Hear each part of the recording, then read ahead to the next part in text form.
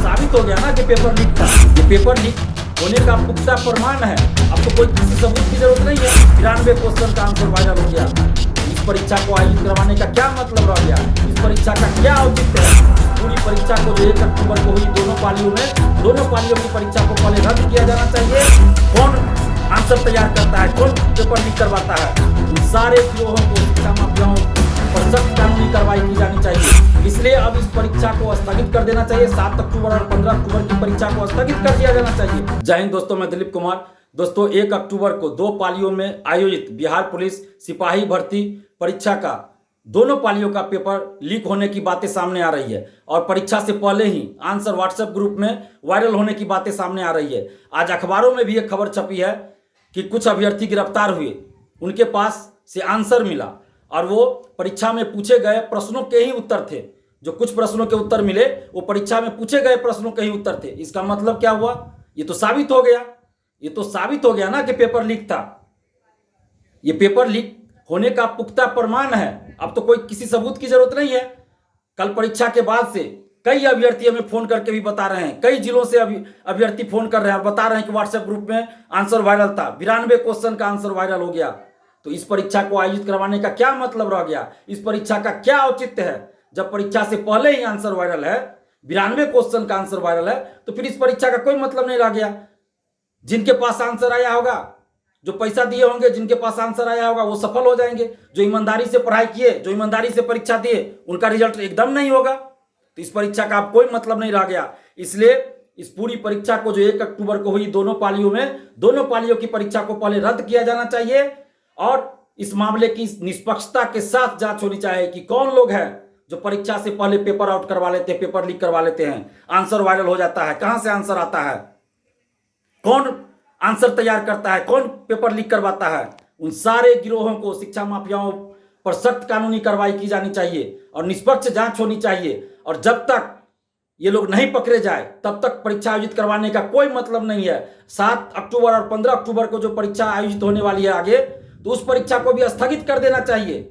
उस परीक्षा को आयोजित कराने का भी अब कोई मतलब नहीं है, क्योंकि जब 1 अक्टूबर को दोनों पालियों में ये लोग सेंधमारी कर लिए तो जाहिर सी बात है ये लोग 7 अक्टूबर और 15 अक्टूबर को भी सेंधमारी कर लेंगे। उनका सेटिंग हो गया।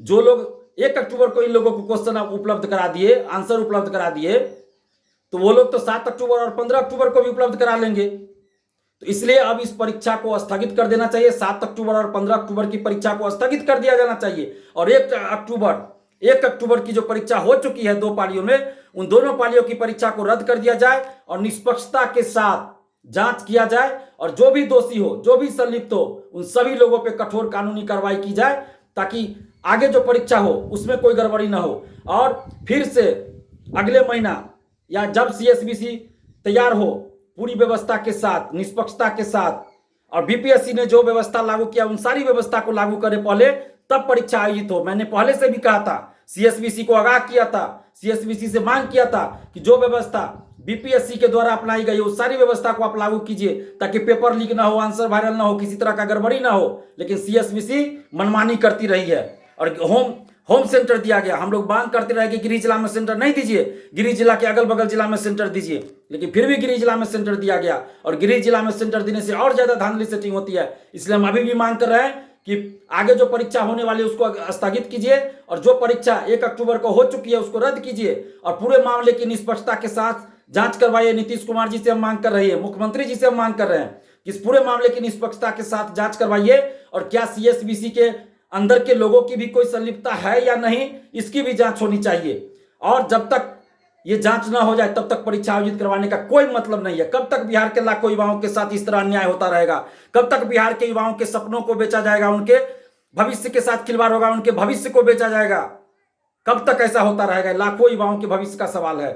इसलिए हम नीतीश कुमार जी आपसे मांग कर रहे हैं कि इस पूरे मामले की निष्पक्षता के साथ जांच करवाइए और फिलहाल आगे की परीक्षा को स्थगित करवाइए और जो परीक्षा 1 अक्टूबर को हुई उसको रद्द करवाइए, उसको रद्द कीजिए और फिर से नए सिरे से पूरी पारदर्शिता के साथ और जो व्यवस्था BPSC ने अपनाई उन सारी व्यवस्था को लागू करके अच्छे से परीक्षा को आयोजित करवाई जाए। अगर ऐसा नहीं होता है तो लाखों बिहारी युवाओं के साथ अन्याय होगा और हम ये अन्याय बर्दाश्त नहीं करेंगे।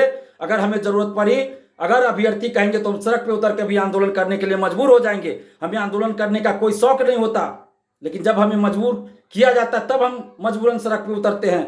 हम सरकार से ये मांग कर रहे हैं, खासकर नीतीश कुमार जी से मांग कर रहे हैं कि इस पूरे मामले की निष्पक्षता के साथ जांच करवाइए। धन्यवाद। जय हिंद।